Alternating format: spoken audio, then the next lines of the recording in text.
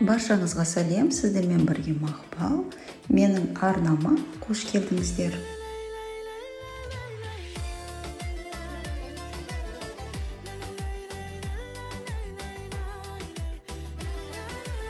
Бүгінгі тамағымыз бұл татар халқының ұлттық тағамдарының бірі эч-поч-мак.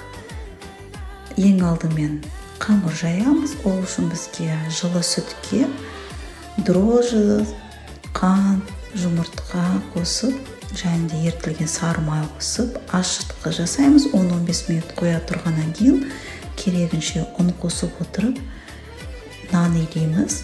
Және де оны 1 сағат жылы жерге қойып, көтерілгеннен кейін ішіне салмамызды саламыз. Кез келген еттен 300 грамм мен тауық етін алдым, және де пияз бен картопты 4 бөлшек қылып тураймыз да, тұз, бұрыш бәрін жақсылап араластырамыз. Одан кейін қамырымызды жаямыз. Дөңгелетіп кесіп аламыз да, үстіне салмамызды салып, 3 бұрыш қылып форма жасаймыз.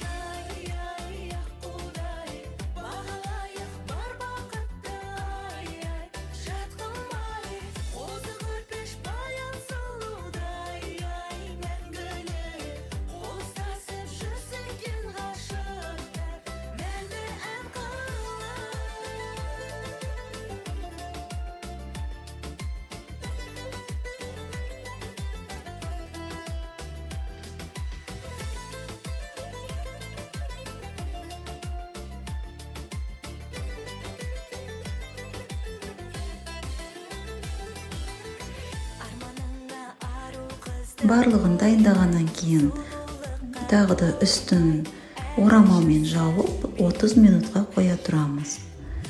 Одан кейін жұмыртқамыздың сарысын алып, үстіне жағамыз.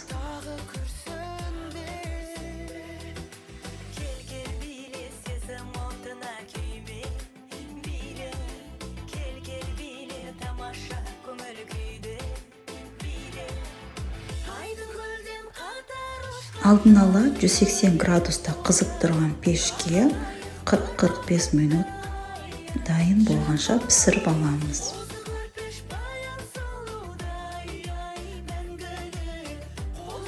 Пісіп болғаннан кейін үстіне кішкене сары май қоссаңыз болады. Осымен біздің тамағымыз дайын. Менің арнама тіркеліңіздер, және де лайк басуды ұмытпаңыздар. Көптен көп рахмет, сау болыңыздар.